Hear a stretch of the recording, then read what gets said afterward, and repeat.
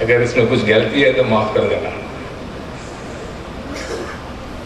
मैं आप सबसे आभारी हूँ कि इतना बड़ा महफिल में मुझे बुलाकर जो आप लोगों ने मुझे इज्जत दिया, जो MES को जो इज्जत दिया आप लोगों ने, मुमताज़ साहब ने जो प्यार दिया मुझे, उसके लिए मैं आभारी हूँ। और मुमताज़ भाई के बारे में 2 लफ्ज़ में कहना चाहता हूँ।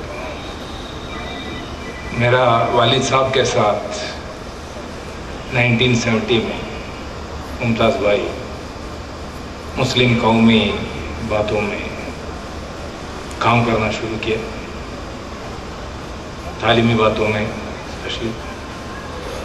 दोनों एक साथ थे। एक बार मेरा वालिद साहब मुमताज़ भाई का घर गए तो बड़ा शिकायत लेकर आया उनका अम्मी। शिकायत ये थी कि मेरा बेटा जो है वो डॉक्टर है लेकिन डॉक्टरी का काम नहीं करते, वो काम के काम में फंसा हुआ है, पैसा नहीं कमा रहा है। तो वालिद साहब ने कहा था कि मुमताज़ भाई मैं भी यही काम कर रहा हूँ लेकिन मैं तो पैसा भी कमा रहा हूँ साथ में। तो मुमताज़ साहब ने अपना पूरा जिंदगी कौम के लिए, हिंदी में बोले तो बलिदान किया। अल-अमीन जो है शायद इंडिया में 2 ही ऑर्गेनाइजेशन है कौम का, 2 ही, एक अल-अमीन है, दूसरा MES है। अल-अमीन को भी 100 से ज़्यादा इदारे हैं, इंस्टीट्यूशंस हैं, MES को भी। जितने मेंबर्स अल-अमीन सोसाइटी में उतना ही MES में भी है। लेकिन फ़र्क ये है कि MES जो है वो सिर्फ मद्रास और केरला में फंसा हुआ है, लेकिन अल-अमीन हर जगह है। उसका एक वजह यह है कि मलयालियों में एक ही मलयाली उर्दू जानते हैं, वो मैं और कोई नहीं। वो लोग राजेश खन्ना और अमिताभ बच्चन का सिनेमा देखना भूल गए, वो मम्मूटी का और मोहनलाल का ही पिक्चर देखते, इसलिए उर्दू नहीं रखते उनको। मुमताज़ भाई की इजाज़त से मैं 10 मिनट और लूँगा, मुझे 10 मिनट दे दिया, 10 मिनट और दूँगा, क्योंकि कुछ बात आप लोगों को समझाना चाहता हूँ। सियासत के बगैर कोई सियासत नहीं है, हम लोगों को कोई सियासत नहीं है। वैसा देखे तो बहुत बड़ा बेइंसाफ़ी हुआ है मुमताज़ भाई के साथ, बड़ा बेइंसाफ़ी हुआ है मेरा वालिद साहब के साथ, क्योंकि अभी जितने भी पुरस्कार लोगों को मिल रहे हैं आजकल, पद्मश्री, पद्म भूषण, ये सब इनको 10-20 साल पहले मिलना चाहिए। 10-20 साल पहले मिलना चाहिए था, वो नहीं दिया हुकूमत ने। तो हुकूमत की पुरस्कारों का या तोहफों की कोई ज़रूरत नहीं। अब कौम के, मिलत के, इंसानों के मन में इन लोगों को जितना प्यार और इज्जत है वो बस काफ़ी है, कोई भूषण की ज़रूरत नहीं, सब भूषण यहाँ है। मैं जिस बात पर बात करना चाहता हूँ वो बात यह है कि पिछले 10 साल में जितना मौका मुसलमानों को हिंदुस्तान में मिला है वो इससे पहले कभी नहीं मिला है। हिंदुस्तान के बंटवारे के बाद मुसलमान जो है कहीं भी नहीं था, 40-50 साल कहीं भी नहीं। लेकिन अभी तो उनके लिए बस मौका ही मौका है, लेकिन मौका तो एक चमकता आफ्ताब है, तो जो देखे तो सवेरा, जो न देखे तो अंधेरा। यहाँ तो सवेरा है, तमिलनाडु में सवेरा है, आंध्र प्रदेश में सवेरा है, केरला में सवेरा है, लेकिन उत्तर में कुछ नहीं है। मैंने सुना था कि अल-अमीन उस तरफ सफ़र कर रहे हैं, हम लोग भी पीछे हैं, हम सफ़र बन के उत्तर में काम करने के लिए, उत्तर भारत में। अब मौका क्या है? अब हर एक चीज़ देखो, मंडल कमीशन रिपोर्ट के आने के बाद क्या क्या हुआ इस देश में। मंडल कमीशन से पहले आरक्षण की बात आप देखेंगे तो सिर्फ केरला, तमिलनाडु और कर्नाटका में आरक्षण थे। देवराजस के टाइम में हावनूर कमीशन बोल के कमीशन था, मुझे याद, हावनूर कमीशन। उसके वजह से जितने भी यहाँ पिछड़े लोग हैं, वो सिद्धारामैया भी उसमें ही है, ओबीसी जो बोलते पसमंडी लोग, उनको बहुत बड़ा मौका आया। आप लोगों ने उस मौका का फायदा उठाया, हमारा उधर भी उठाया फायदा। वो आरक्षण की वजह से सब केरला में और यहाँ मतलब कि तरक्की हुआ है। लेकिन मंडल के बाद क्या हुआ? मंडल के बाद हिंदुस्तान का 50% मुसलमानों को आरक्षण का फायदा मिलने वाला है, मिलने का है, लेकिन नहीं मिल रहा है। क्यों? क्योंकि तृणमूल लेवल पर, ग्रास रूट पर कोई काम नहीं चल रहा है। क्या फायदा है आपको अगर मेडिकल कॉलेज में सीट रिजर्व करेंगे तो? SSLC वहां कोई नहीं है जो बंगाल में पास हुआ है। अच्छा, ऑल इंडिया इंस्टीट्यूट में आपको सीट दे रहे हैं, IAS में आपको रिजर्वेशन है, लेकिन पहुंचने वाला कोई नहीं है। सचार कमीशन ने कहा था कि हम सेंट्रल सर्विस में सिर्फ 4% है मुसलमान। क्यों? यही सोचना चाहिए था। तो ये एक बात है कि आपके सामने मौका है, आपके खिलाफ कोई नहीं है, सिर्फ आप ही खिलाफ है। उसके बाद राजशेखर रेड्डी ने आंध्र प्रदेश में मुसलमानों को रिजर्वेशन दी, तो वो अदालत में फंस गया, वो अलग बात है। अभी भी केस जारी है सुप्रीम कोर्ट में, फिर भी रिजर्वेशन है उधर 8% मुसलमान है, 8%, 5% उनको रिजर्वेशन है, बस उतना ही। रिजर्वेशन मैक्सिमम 50% है, उससे ज्यादा नहीं हो सकता है। तो ये नहीं बोलना चाहिए कि बेइंसाफी हो रहा है मुसलमानों को। हिंदुस्तान में कोई बेइंसाफी नहीं है। बेइंसाफी तो बहुत सारे लोगों के खिलाफ हो रहा है, बहुत सारे लोगों के खिलाफ हो रहा है, ST SC के खिलाफ, OBCओं के खिलाफ, सबके खिलाफ हो रहा है, लेकिन सब जाग गया। मंडल के बाद सियासत का नक्शा बदल गया, हिंदुस्तान नक्शा बदल गया। उसके बाद UPA गवर्नमेंट ने सचार कमीशन को अपॉइंट किया। ये तो बहुत ही अच्छा किया, काम किया उन्होंने, क्योंकि अभी हमारे पास एक डॉक्यूमेंट आ गया कि फलाना फलाना स्टेट में मुसलमान का हालात SC ST से भी बुरा है, SC ST से भी बुरा है। आप भरोसा नहीं करेंगे, केरला स्टेट में जहां 12% रिजर्वेशन है, उधर स्टेट सर्विस में सिर्फ 10% मुसलमान, 7,000 पोस्ट वेकेंट है। नरेंद्र मोदी के गुजरात में जहां 8% मुसलमान है, वहां 10% पुलिसमैन है। पुलिसमैन क्या करता है वो मुझे नहीं मालूम, वो अंसारा की टीम में ही होंगे। अमित शाह और अंसारा के साथ ही काम करना पड़ेगा उनको। लेकिन केरला स्टेट में जहां 25% मुसलमान है, वहां सिर्फ 10% पुलिस में। तो ये हकीकत आपके सामने सचार ने खड़ा कर दिया, ये रिकॉर्ड है। और ये हिंदुस्तान के हुकूमत जो भी है, उन्होंने मान लिया, सचार कमीशन जब टेबल किया था वो मान लिया कि ये हकीकत है, बस तो हो गया पहला कदम। उसके बाद रंगनाथ मिश्रा कमीशन है। रंगनाथ मिश्रा कमीशन ने सब तरकीब बताया, उसमें क्या क्या करना है, इनको क्या देना, लेकिन उसमें कुछ अनसाइंटिफिक भी है, वो मैं बाद में आऊंगा उसमें, समझे ना। जैसे बोला कि 15% देना माइनॉरिटी को ना हो पाएंगे, क्योंकि जहां 15% ही माइनॉरिटी है, रिजर्वेशन कभी भी 15% नहीं हो सकता। वो सुप्रीम कोर्ट का रूल्स है कि 50% ओनली, 50%। फिर भी रंगनाथ मिश्रा कमीशन ने बहुत सारी चीजें हमको समझाया। अब तीसरा क्या हुआ, माइनॉरिटीज कमीशन।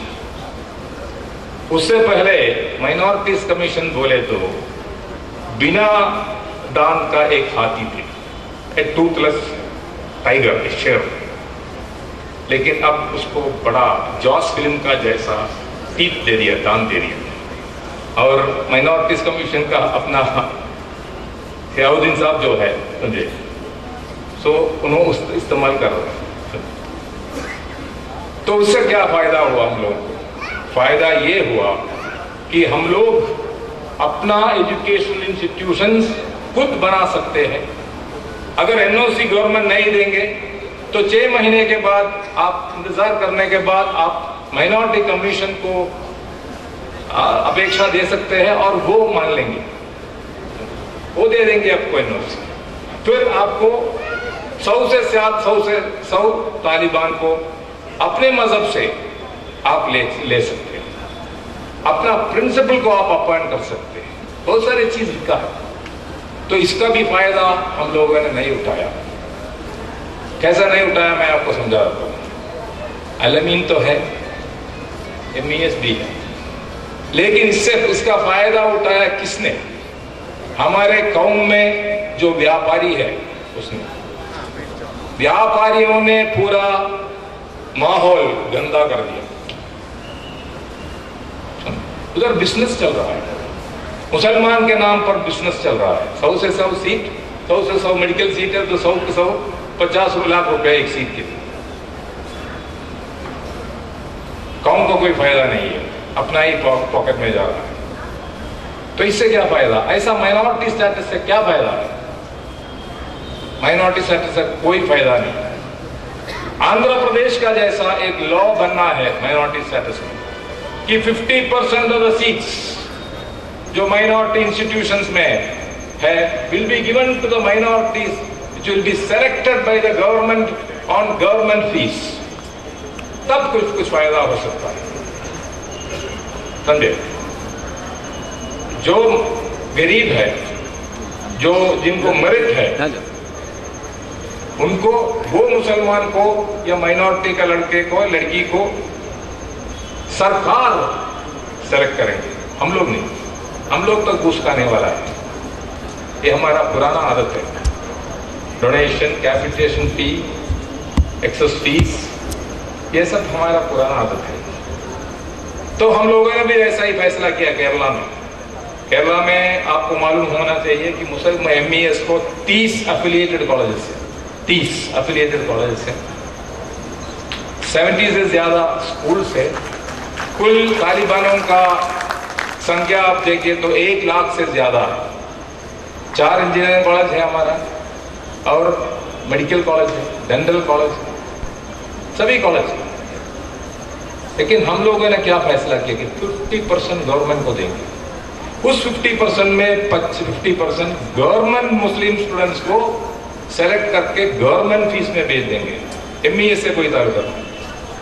आप समझे ना, हम अपने आप पर भरोसा नहीं रखते भाई, ये रुपया के मामले में, तो इसलिए गवर्नमेंट को दे दें। तो माइनॉरिटी इंस्टीट्यूशंस को रेगुलेट करना चाहिए। ऐसा नहीं कि माइनॉरिटी के नाम पे सिर्फ खुदा का नाम रखने से कोई काम नहीं, खुदा ही होना चाहिए। वो सिर्फ खुदा का नाम रखते हैं। अलमीन तो ठीक है, हमारे उधर बहुत सारे लोग हैं जो कैशू का बिजनेस करते हैं, रोडवेज चलाता है, कोरिंग करता है, साथ में एक मेडिकल कॉलेज भी चलाता है गांव के नाम पर। पूरा सीट वो खा लेते। तो मेरा कहने का मतलब ये है कि minority law should be amended to see that 50% of the seats are given to the poor amongst the minorities. Then only NOC should be given. This is important. ताकि अगर हमसे भी गलती हो गई, MES से भी अगर गलती है तो उसको करेक्ट करना चाहिए, कानूनी तौर से करेक्ट करना चाहिए। ऐसा नहीं कि हमारे सिंपैथी पे, हमारे रहम पे कोई गरीब मुसलमान लड़का है और हमने एक सीट दे दिया ऐसा ही मुफ्त में, वैसा नहीं होना चाहिए। उनको मेरिट में आना चाहिए। ये तो तीसरी बात है माइनॉरिटी स्टेटस का। और बात आ गया आरक्षण का। आरक्षण के बारे में या बारे तीन चार मसले हैं आरक्षण का। पहला मसला क्या है कि ये सिर्फ OBCओं को ही देते हैं। वो करेक्ट है, मुझसे पूछे तो वो करेक्ट है, वो सही है। क्योंकि हिंदुस्तान का कॉन्स्टिट्यूशन आप पढ़ेंगे तो मजहब के ऊपर आरक्षण नहीं होता है, ओनली क्लासेस। क्लासेस बोले तो कसाई जो भी हो, अगर वो सिख कसाई हो, मुसलमान कसाई हो, कोई भी हिंदू कसाई हो, उनको रिजर्वेशन। रंगरेज उनको रिजर्वेशन, समझे, डोबी उनको रिजर्वेशन, ऐसा ही रिजर्वेशन होता है। तो रिजर्वेशन की बात तो वो ठीक है, और मंडल कमीशन ने ये कहा था कि जितना फीसद हिंदुओं में पसमंडी लोग हैं उतना फीसद मुसलमानों में भी। ममता बनर्जी ने उसको चेंज कर दिया, उसने कहा था छोड़ दो वो ये सब, उन्होंने दे दिया 90% रिजर्वेशन। उससे पहले ओबीसी कम्युनिस्ट पार्टी के टाइम में 50%, अभी ओबीसी। लेकिन उसमें प्रॉब्लम क्या है, उस रिजर्वेशन का बड़ा प्रॉब्लम यह है कि हम लोग फंसे हुए किसके साथ, यादवों के साथ, वो भी ओबीसी, कुर्मियों के साथ, या उनका सिद्धरामैया का भाइयों के साथ। यहाँ तो अलग अलग सिस्टम है, मैं बोल रहा हूँ समझे ना। ओबीसीयों के साथ हम लोग फंस गए। इसका मतलब है कि सीट अगर मिलना है तो आपको लड़ना है उनके साथ। तो हमारा डिमांड है ये है कि ऑल इंडिया में quota within quota, like Kerala should be. Kerala में कैसा है, 29% रिजर्वेशन जो है ओबीसीयों को, उसमें अब बंगारप्पा का जैसा एक समाज है, थोड़ी पर एडिगा बोलते, उधर ईड़वा बोलते, बंगारप्पा एडिगा है, वैसा एक समाज है, उनको 13%, मुसलमानों को 12% और बाकी ओबीसीयों को 4 to 5%। ऐसा एक कोटा विद इन कोटा होना चाहिए। उसके बदले में हमारा सरकार ने क्या किया, सेंट्रल गवर्नमेंट ने क्या कर दिया, उसने 4.5% दे दिए, वो सबको मिला के दे दिए। वो कौन कौन है, सिख है, वो तो बैकवर्ड नहीं है, केरला का क्रिश्चियन वो भी बैकवर्ड नहीं है, पारसी तो बिल्कुल बैकवर्ड नहीं है, जितने भी बड़े बड़े लोग हैं वो सब पारसी है, नुस्ली वाडिया से शुरू होते होकर जमशेदजी टाटा तक, उनके साथ हमको जोड़कर एक 4.5% का 4.5 का रिजर्वेशन बना। तो हमारा मांग ये है कि quota within quota should be there for the backward Muslims. So this is our policy. Now regarding creamy layer, creamy layer के बारे में केरला का अलग थिंकिंग है, यहाँ का अलग थिंकिंग। फिर भी मैं कॉमन ये बोलता हूँ, आप अगर बंगाल में जहाँ एक मुसलमान एसएसएलसी पास जो पास हुआ उन्हें मिलना मुश्किल है, 24 परगनास में या मालदा मुशीराबाद में, आप अगर उनको आप सीट रिजर्व करेंगे समझे एमबीबीएस और उसमें क्रीमी लेयर डाल दें समझे, तो वो क्रीमी आदमी आएंगे ना उधर,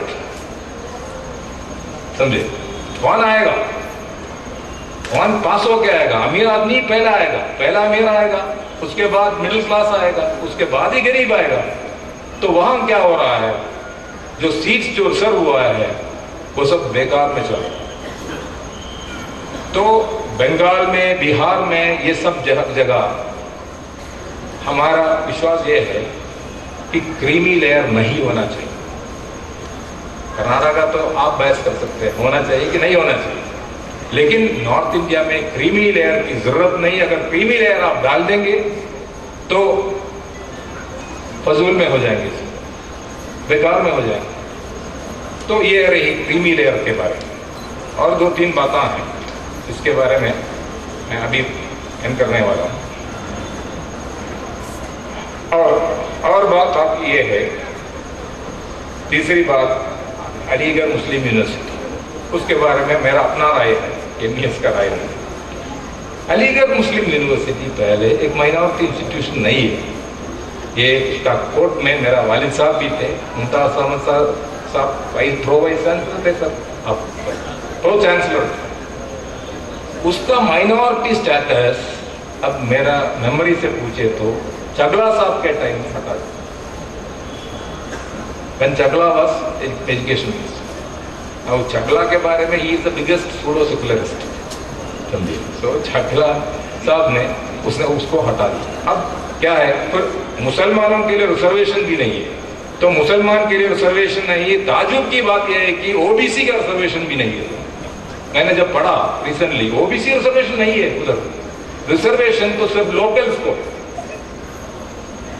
आप समझे ना, लोकल्स बोले तो अलीगढ़ में जो शायद वो केरला में जब बनाएंगे, किशनगंज में जब बनाएंगे और जब मुरादाबाद में मुर्शिदाबाद में जब बनाएंगे, लोकल्स को रिजर्वेशन देंगे, फायदा है, तरक्की के लिए फायदा है। कोई फायदा ये नहीं कि एक इंस्टीट्यूशन आ गया उसके लिए हजारों करोड़ का खर्चा हो गया और लोकल जो है ज्यादातर अगर मुसलमान है तो उनको फायदा है।